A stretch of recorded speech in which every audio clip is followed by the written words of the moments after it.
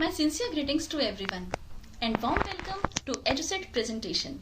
I am Deepmala Sharma, lecturer in English, Department of School Education, Haryana. Today we'll study a lesson for the students of class 11 from their book Hornbill.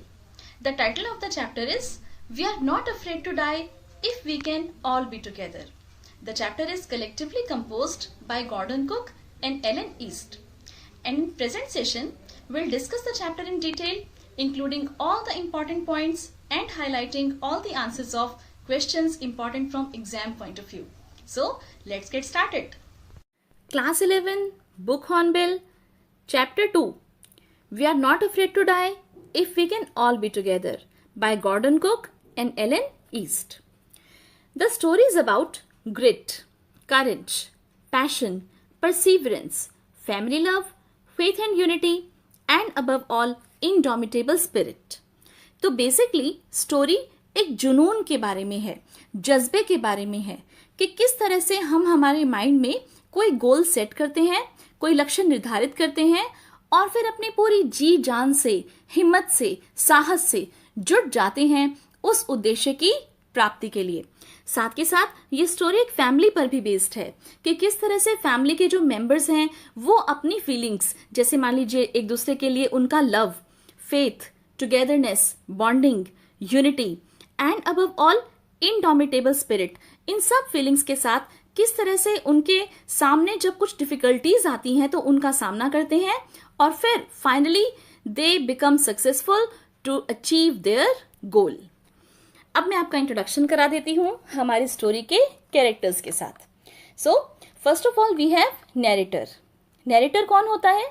Yes, narrator is a person who narrates the story और who tells us the story. जो हमें कहानी सुनाता है वो होता है story का नैरेटर। तो हमारी इस प्रेजेंट स्टोरी में जो नैरेटर हैं वो एक 37 ईयर्स ओल्ड बिजनेसमैन है। उनकी एक वाइफ है जिनका नाम है Mary. Then he has a son whose name is Jonathan. He is 6 years old and he has a daughter whose name is Suzanne, who is 7 years old. We also have 2 crewmen as the characters of our story. अब crewmen कौन होते हैं? crewmen वो लोग होते हैं जो ship पर काम करते हैं। जब आप स्टोरी को पढ़ोगे तो आपको पता चलेगा कि किस तरह से ये जो स्टोरी है ये समुद्री यात्रा और शिप इन सब बातों पर बेस्ड है। तो वी हैव 2 crewmen here. एक तो है अमेरिकन जिनका नाम है लैरी विजल और दूसरे हैं स्विस, वो है हर्ब सेगलर। ओके, अब हम आ जाते हैं एक बार टाइटल को डिस्कस करते हैं। We are not afraid to die if we can all be together. अब आप इस टाइटल को पढ़ के सोच रहे होंगे कि ये टाइटल काफी लेंथी कैसे है। तो लेट मी टेल यू कि दरअसल ये जो टाइटल है ये एक सेंटेंस का एक पार्ट है जो कि हमारी इस प्रेजेंट स्टोरी का सबसे छोटा कैरेक्टर, जैसे मैंने अभी अभी इंट्रोड्यूस किया था आपके साथ, Jonathan, who is just 6 years old, तो वो बच्चा ये सेंटेंस बोलता है। ओके, स्टोरी के बीच में ये सेंटेंस जॉनथन के मुंह से बोला जाता है। तो ये स्टोरी पढ़कर हमें पता चलेगा कि ऐसी कौन सी कंडीशंस थी, ऐसी कौन सी बात हो गई थी कि जिस वजह से उस छोटे से बच्चे ने इतनी बड़ी बात, इतनी हिम्मत वाली बात बोली। तो चलिए स्टार्ट करते हैं chapter. In July 1976, my wife Mary, son Jonathan 6, daughter Susan 7, and I set sail from Plymouth, England, to duplicate the round-the-world voyage made 200 years earlier by Captain James Cook. For the longest time, Mary and I, a 37-year-old businessman, had dreamt of sailing in the wake of the famous explorer, and for the past 16 years, we had spent all our leisure time honing our seafaring skills in British water. तो ये मैंने आपको बताया ही था कि हमारे story के जो नैरेटर हैं वो हैं 37-year-old बिजनेसमैन और उनकी वाइफ मैरी। ओके, तो आई जो है वो यहाँ पर किसके लिए आता है? नैरेटर के लिए, who is a 37-year-old businessman. तो हमारे नैरेटर ने और उनकी वाइफ मैरी ने एक सपना देखा था कि वो ठीक कैप्टन जेम्स कुक की तरह से पूरे वर्ल्ड का, पूरे विश्व का एक चक्कर लगाना चाहते थे, समुद्री यात्रा, वॉयज। ओके, VOYAGE, वॉयज का मतलब समुद्री यात्रा करके। कैप्टन जेम्स कुक ने ऐसा 200 ईयर्स पहले किया था। पहले तो मैं आपको यही बता दूं कि कैप्टन जेम्स कुक कौन है। तो देखिए आप अपने स्क्रीन पर कैप्टन जेम्स कुक जो हैं वो एक बहुत ही फेमस ब्रिटिश एक्सप्लोरर, नेविगेटर और कार्टोग्राफर थे। ब्रिटिश एक्सप्लोरर का मतलब he belong to Britain and he was an explorer. तो उनका काम क्या था कि दरअसल वो अपने देश से पूरे विश्व में घूमते थे और जगह जगह नए नए देश वो डिस्कवर करते थे। He was a navigator means समुद्री नाविक थे, यानी कि समुद्री यात्रा करके वो इन देशों की खोज करते थे। He was a cartographer as well. Cartographer का मतलब होता है मैप बनाने वाले। तो ये ब्रिटिश एक्सप्लोरर, नेविगेटर, कार्टोग्राफर थे। इसका मतलब ये हुआ कि समुद्री यात्रा करके ये पूरे विश्व में देशों में अलग अलग घूमते थे और उन अलग अलग देशों को डिस्कवर करके फिर उन्हें मैप पर लोकेट करते थे। और इसके लिए उन्होंने पूरे विश्व की यात्रा की थी, बल्कि एक बार नहीं, इन्होंने 3 बार कंप्लीट वॉयज जो है वो की थी। और ठीक इन्हीं से इंस्पायर होकर हमारी स्टोरी के जो नैरेटर हैं और उनकी वाइफ है और साथ में उनके जो दोनों बच्चे हैं, वो भी इसी तरह से पूरे विश्व का चक्कर लगाना चाहते हैं समुद्री यात्रा करके। और इसके लिए जो है वो प्लाईमाउथ, एक इंग्लैंड में एक जगह है प्लाईमाउथ करके, यहाँ से अपनी जो वॉयज है उसे स्टार्ट करते हैं। तो आप देखिए, ये जो स्टोरी है दरअसल ये सेट है इन जुलाई 1976। और जो हमारे कैप्टन जेम्स कुक हैं, जिनके बारे में मैंने अभी जस्ट आपको बताया है, उन्होंने जो पूरे विश्व की जो यात्रा है ये करी थी दरअसल 200 ईयर्स अर्लियर। ओके, और अब 200 साल के बाद यानी कि 1976 में जो हमारे नैरेटर हैं वो अपनी वाइफ के साथ और दोनों बच्चों के साथ ठीक उसी तरह से पूरे विश्व का चक्कर लगाना चाहते हैं। मैंने आपको बताया था कि स्टोरी जुनून के बारे में है, जज्बे के बारे में है। हम हमारे माइंड में एक गोल सेट करते हैं। तो जो गोल सेट था नैरेटर के माइंड में वो क्या था कि he wanted to duplicate round the world voyage made 200 years earlier by captain James Cook. अब देखिए, यहाँ पर एक क्वेश्चन भी आता है कि what did the narrator plan to do, कि नैरेटर ने क्या करना था, क्या प्लान था नैरेटर का।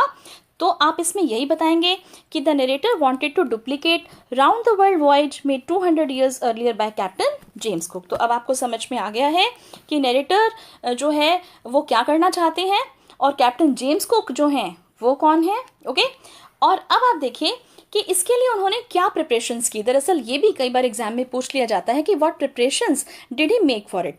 तो उन्होंने क्या प्रिपरेशंस की वो देखिए। उन्होंने पिछले 16 साल तक लगातार अपना जो भी खाली समय था वो एक ही काम में लगा दिया, and it was honing our seafaring skills. ये फ्रेज आपको यहाँ पर स्क्रीन्स पर दिखाई दे रही है, बोल्ड लेटर्स में दी हुई है, आपकी बुक में आप पढ़ेंगे जब देखिएगा, honing our seafaring skills. Okay, तो honing our seafaring skills का मतलब यही है कि they improved their seafaring skills. उन्होंने समुद्र पे यात्रा कैसे की जाए इस चीज़ की ट्रेनिंग ली, अच्छे से सीखा कि कैसे डिफिकल्ट कंडीशंस में, ऑड सर्कमस्टांसेस में सर्वाइव करना है। तो इसका यही मतलब है, honing our seafaring skills का मतलब यही है कि भाई किस तरह से अपनी समुद्री यात्रा पर जो है उसे, उनकी जो स्किल्स हैं किस तरह से वो कुशलतापूर्वक समुद्र में रह पाएंगे, यात्रा कर पाएंगे। साथ के साथ उन्होंने एक और काम किया था इसीलिए कि they made a boat named way walker. देखिए लिखा हुआ है इसके अंदर, बुक में से हम रीड करते हैं। Our boat, Wave Walker, a 23-meter, 30-ton wooden hulled beauty, had been professionally built, and we had spent months fitting it out and testing it in the roughest weather we could find. तो उन्होंने इसके लिए एक boat भी बनाई जिसका नाम था वेव वॉकर। ओके, कई बार पूछ लिया जाता है एग्जाम में कि what was wave walker. Okay, तो आप बताएंगे कि wave Walker was the name of the boat prepared by the narrator. फिर उसकी क्या खास बात थी, उसकी जो लेंथ थी वो 23 मीटर थी, it was 23 metre long, and the weight of the Wave Walker was 30 ton. Wooden hulled का क्या मतलब है, वुडन हल्ड का मतलब है कि it was made of would, लकड़ी की बनी हुई थी, प्रोफेशनली बनी हुई थी, क्योंकि उन्होंने ट्राई किया था उसे रफेस्ट वेदर कंडीशन में। ओके, तो रफेस्ट वेदर कंडीशन में वो किस तरह से सर्वाइव करेंगे उसके लिए उन्होंने सारे अरेंजमेंट्स अपने कर लिए थे। और इस तरह से उन्होंने अपनी जो हम कह सकते हैं कि वॉयज है, ओके, सी वॉयज है, उसे स्टार्ट किया था। कब? जुलाई 1976 में। कहाँ से स्टार्ट किया था? उन्होंने इसे स्टार्ट किया था प्लाईमाउथ से। ओके, प्लाईमाउथ जो है वो इंग्लैंड में एक जगह है। आप यहाँ पर देखिए, अपने स्क्रीन्स पर आप देख सकते हो, मैंने ये पहले भी शो किया था आपको। तो from Plymouth they started their sea voyage. अब उनकी जो वॉयज थी वो लगभग 3 साल तक चलने वाली थी। Okay, the first leg of our planned 3 year 1,05,000 kilometer journey passed pleasantly as we sailed down the west coast of Africa to Cape Town. There, before heading east, we took on to 2 crewmen, American Larry Vigil and Swiss Herb Segler, to help us tackle one of the world's roughest seas, the Southern Indian Ocean. तो उनकी जो voice थी जो कि 3 साल तक चलनी थी, उसका जो पहला चरण था वो अफ्रीका के केप टाउन तक था. They covered 1,05,000 kilometers of their journey pleasantly. अब इसके बाद उन्हें इंडियन ओशन में आगे ईस्ट की ओर बढ़ना था, जो कि खतरनाक महासागरों में से एक माना जाता है. इसके लिए उन्होंने अरेंजमेंट क्या किया? इसके उन्होंने स्पेशली सोचा और उन्होंने 2 क्रूमैन यानी कि शिप को चलाने से रिलेटेड काम करने वालों को अपने साथ ले लिया. और उनके नेम्स क्या थे? एक तो अमेरिकन थे जिनका नाम था लेरी विजिल और दूसरे थे स्विस, उनका नाम था हर्ब सेगलर. अब देखिए, तो जो फर्स्ट जो उनका स्टेप था वो केप टाउन तक था, अफ्रीका के केप टाउन तक. यहाँ मैंने आपको मैप में शो किया है केप टाउन. तो प्लाईमाउथ से चलते हुए और फिर वो अपने फर्स्ट स्टेप को प्लेजेंटली कवर करते हुए कहाँ तक पहुंच गए थे? केप टाउन तक. अब केप टाउन में दूसरे दिन ही जो है उनकी समस्या शुरू हो गई, दिक्कत शुरू हो गई कि वहां पर सेकेंड डे ही स्ट्रॉन्ग विंड्स यानी तेज तूफानी हवाएं चलने लगी.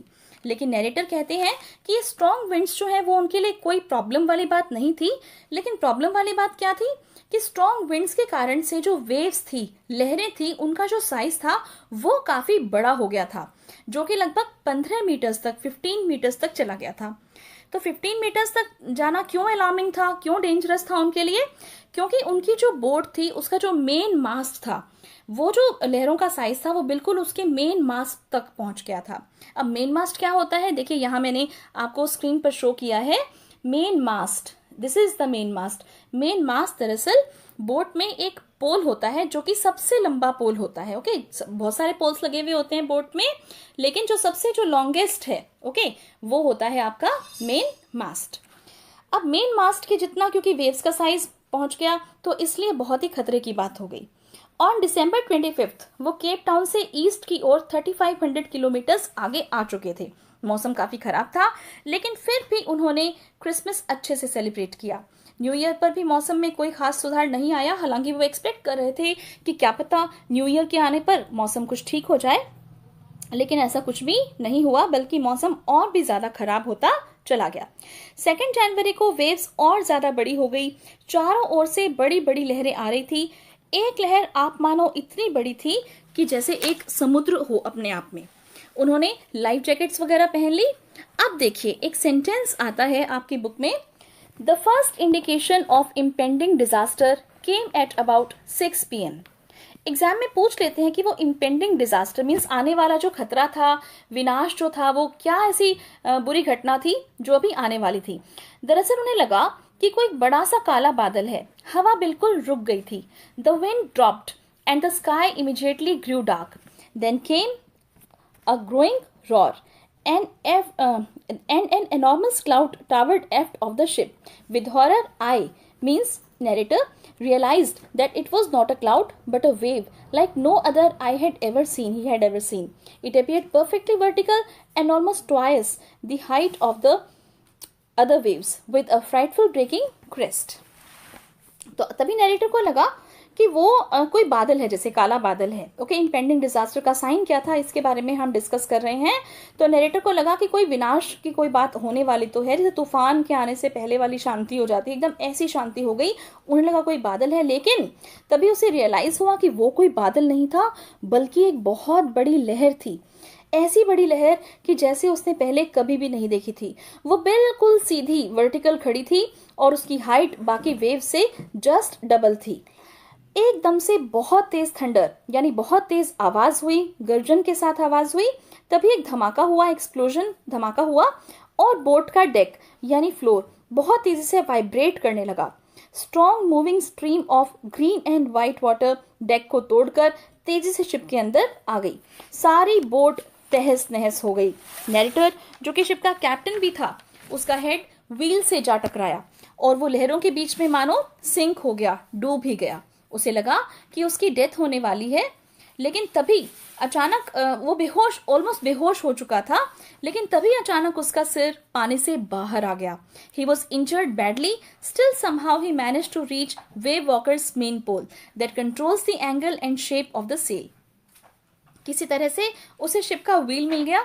उसने चारों ओर देखा, वाटर वाटर एवरीवेयर, चारों ओर पानी ही पानी था.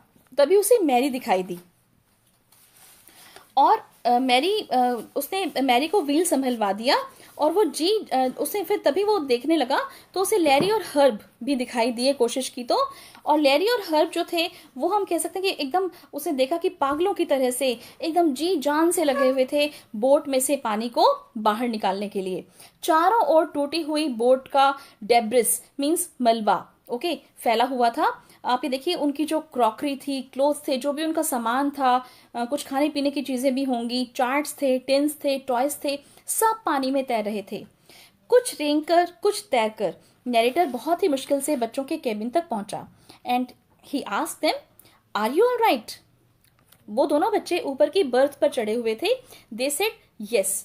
लेकिन तभी सू बोली कि her head hurts a bit. उसकी आंखों के ऊपर, फोरहेड पर स्वेलिंग थी.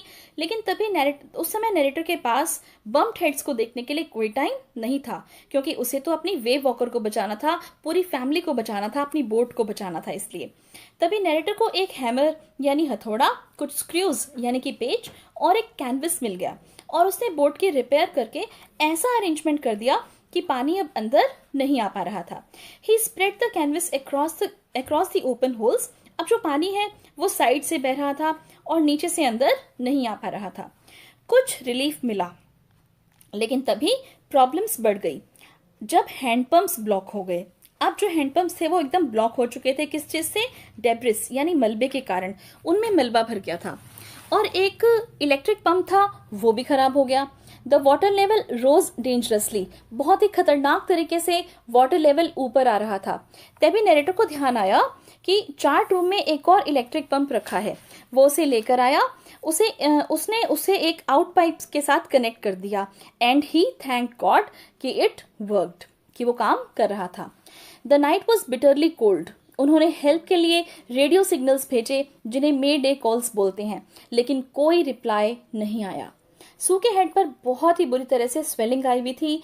इंजरी के कारण उसकी आंखें बिल्कुल ब्लैक हो गई थी. उसकी आर्म पर भी एक डीप कट था, लेकिन तो भी उसने कोई कंप्लेंट नहीं की, क्योंकि she didn't want to cause worry to her father.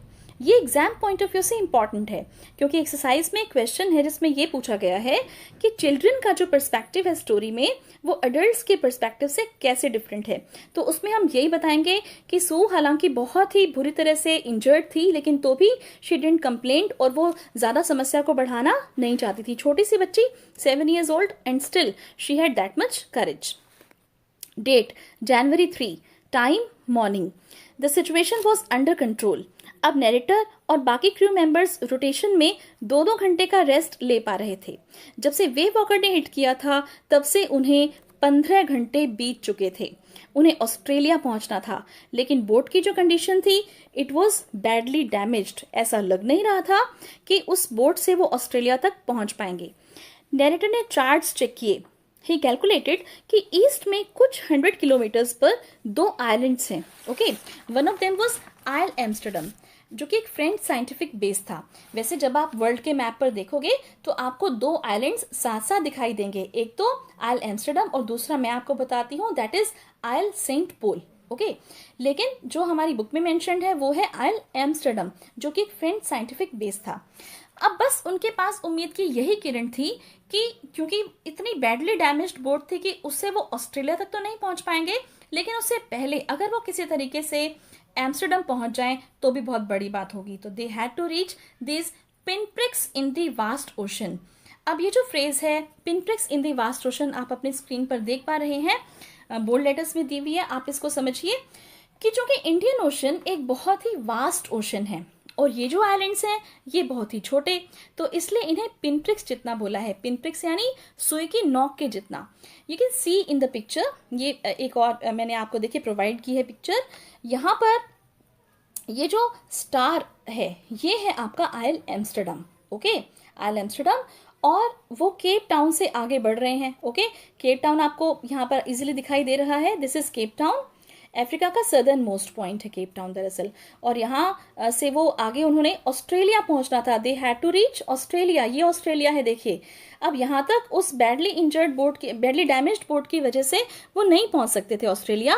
तो उन्होंने सोचा कि क्यों ना ऐसी कोई जगह देखें जहां पर वो रुक सकें और अपनी बोट को भी रिपेयर करा सकें। तो इसके लिए उन्होंने सोचा कि किसी तरीके से अगर वो आइल एम्स्टर्डम तक पहुंच जाते हैं तो ये इससे उनकी जान बच सकती है। Now January 4, after 36 hours of continuous pumping, they reached the last few centimeters of water. अब बस थोड़ा सा ही पानी बोट में था और उतना ही पानी अब बाहर निकालना था जितना बोट में आ रहा था। ओके, यानी कि उतना ही पानी पंप आउट करना था बोट से बाहर जितना पानी बोट के अंदर आ रहा था। पहले वाला जो पानी था वो सारा जो भरा हुआ था वो सब वो बाहर निकाल चुके थे। अब तो बस यही उम्मीद बाकी थी कि किसी तरह से वो उन आइलैंड्स तक पहुंच जाएं। मैरी को कुछ खाने का सामान, कॉर्न बीफ और क्रैकर बिस्किट्स मिल गए और वो उन्हें वहां ले आई और 2 दिनों में उन्होंने कुछ खाया।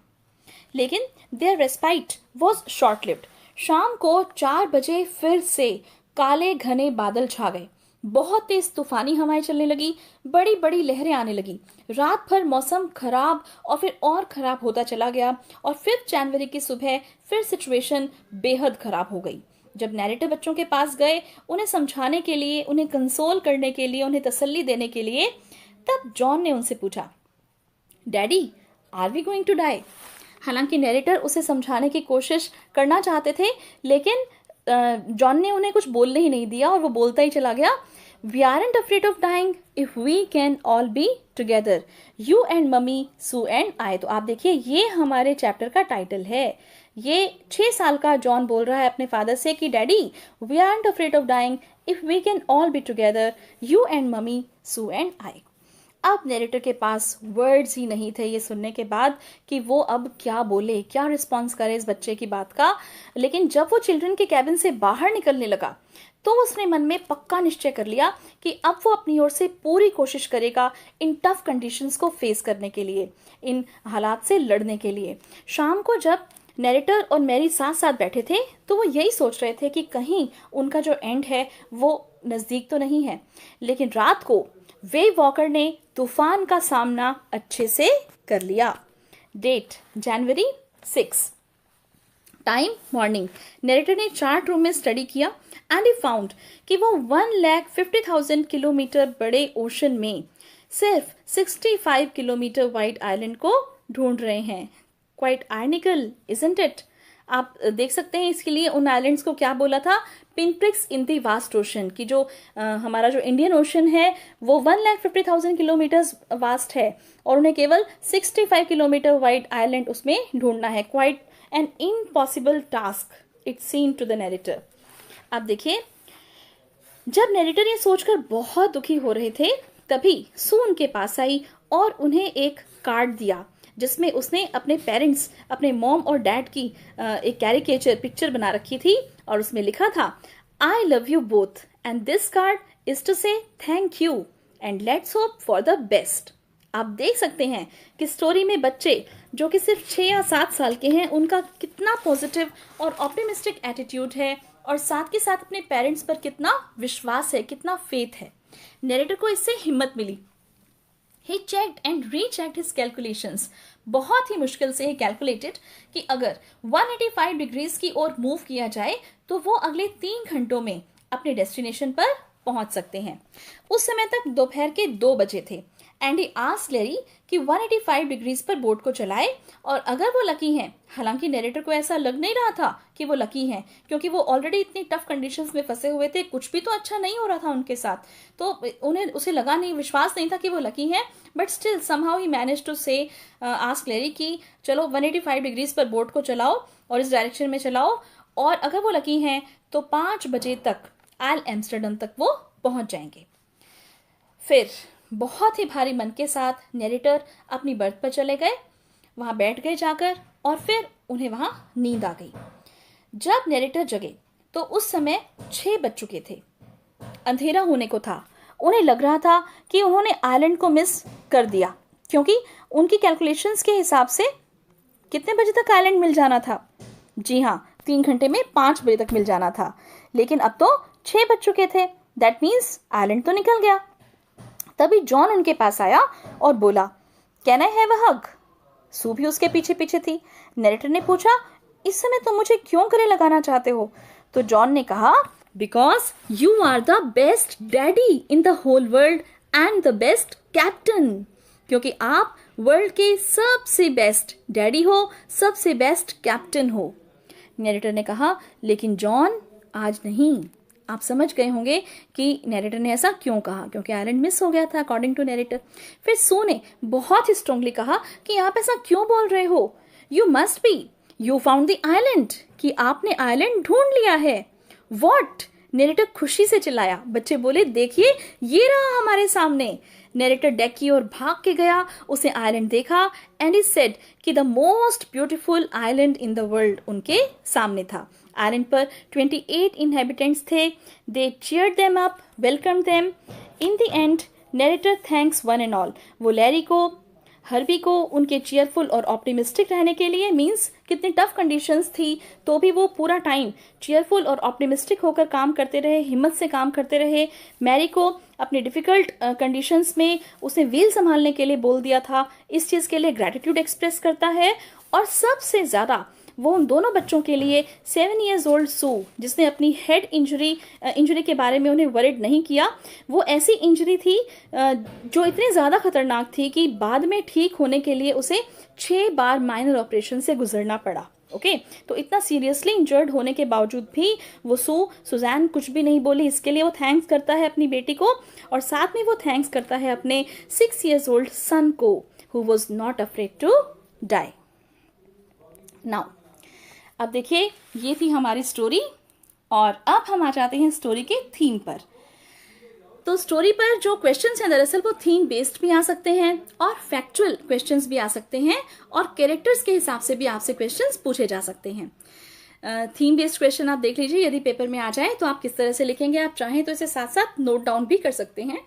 The story is about the determination and togetherness of a family that defied the odds and torturous weather to achieve a nearly impossible feat. Their courage and love for each other helped them survive fearsome storm and desperation to survive and finish the journey they set out to complete.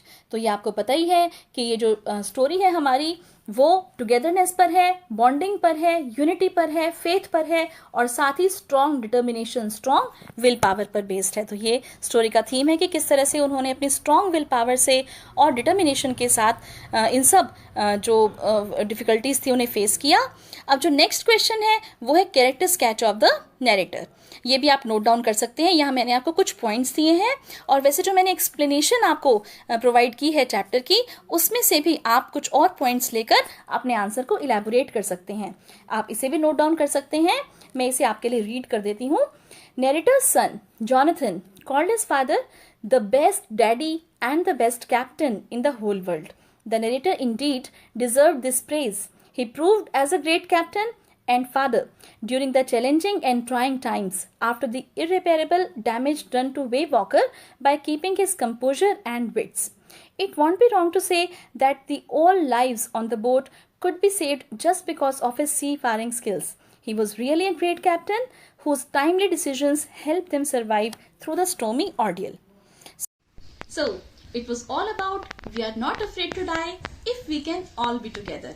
I hope आपको chapter अच्छे से समझ में आया होगा. See you in the next session. Thanks a lot for watching. Thank you.